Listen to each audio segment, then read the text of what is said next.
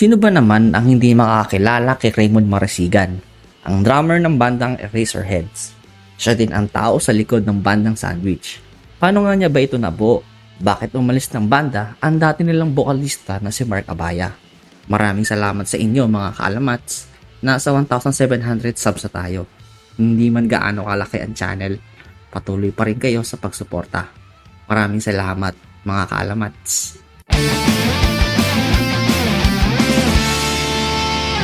Nagsimulang buuin ang Sandwich noong 1998 ni Raymond Marasigan at Diego Castillo ng bandang The Aga Mulak Experience.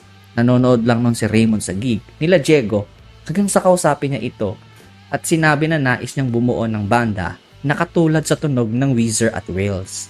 Agad namang na-recruit si Diego sa binubuong banda hanggang sa isama na nga niya yung mga kabanda nito na si Mike Dizon at Mayrin Academia. Wala pa silang bokalista no maging judge si Raymond sa isang Battle of the Band kung saan nakitaan niya ng potensyal ang senior na si Mark Abaya na bokalista ng bandang Shirley Beans.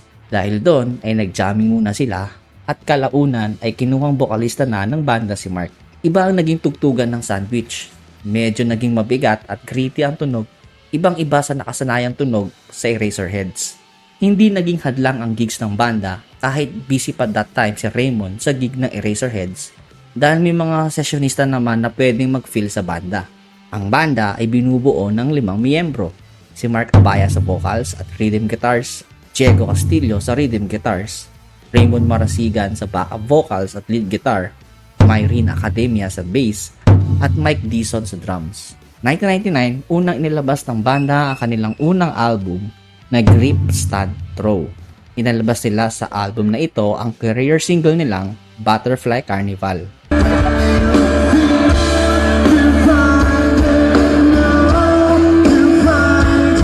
Dahil sa kantang ito, naging success ang unang album.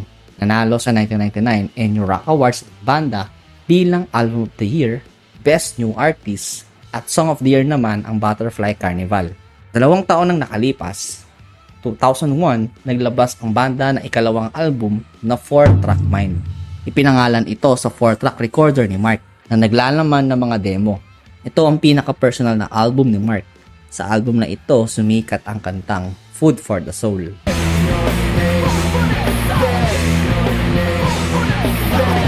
Medyo bumaba ang sales ng banda kumpara sa huling album. Ngunit kahit magkaganon ay nakakuha pa rin ito ng parangal bilang Album of the Year noong NU Rock Awards noong 2001. Dahil sa matumal na benta sa ikalawang album, lumipat ang banda sa EMI Philippines noong 2004 para sa ikatlong album nila na Thanks to the Moon's Gravitational Pull. Sa album na ito, pinasikat nila ang mga kantang Two Trick Pony, Such a shame that you could be with me tonight, Masilungan, at Nahuhulog.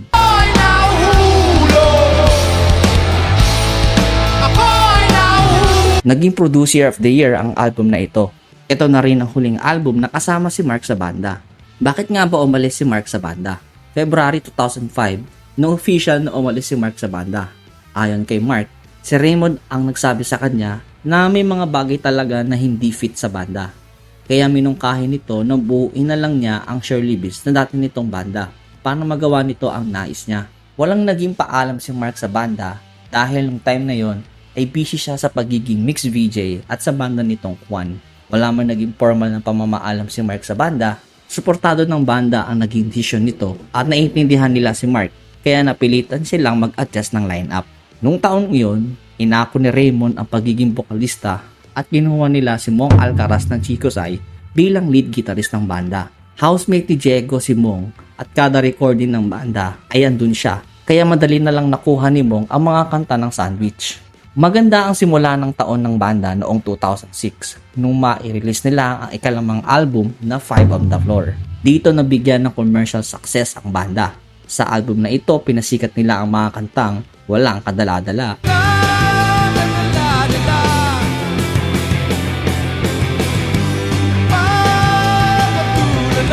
Sunburn,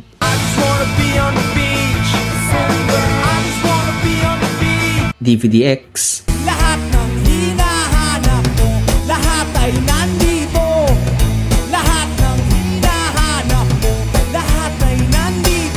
at ang pinakasikat nilang kanta na Sugod.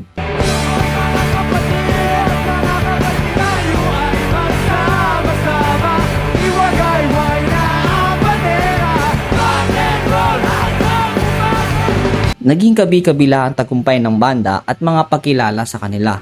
Nandyan yung mga sinulat nilang kanta sa mga OST ng TV shows ng Inig, Humanda Ka bilang theme song ng Tantra, at Side of Police Pangkalawakan. Naparangalan naman ng banda sa MTV Pilipinas ang kanta nilang Sugod bilang Best Production Design in a Video, Best Editing in a Video, at Video of the Year. Ganun din ang Mixed Music Awards bilang Best Music Video of the Year, ang kantang Sugod, at Best Album Packaging. Best Male Award at Guitarist of the Year naman si Mong Alcaraz, at Bassist of the Year naman si Myrene Academia. At ganun din sa NU Rock Awards bilang Best Music Video ang kantang DVDX. Naging bahagi ang banda sa tribute compilation album ng Apo Hiking Society na kapinapumuna sa kantang Bakit ang Babae.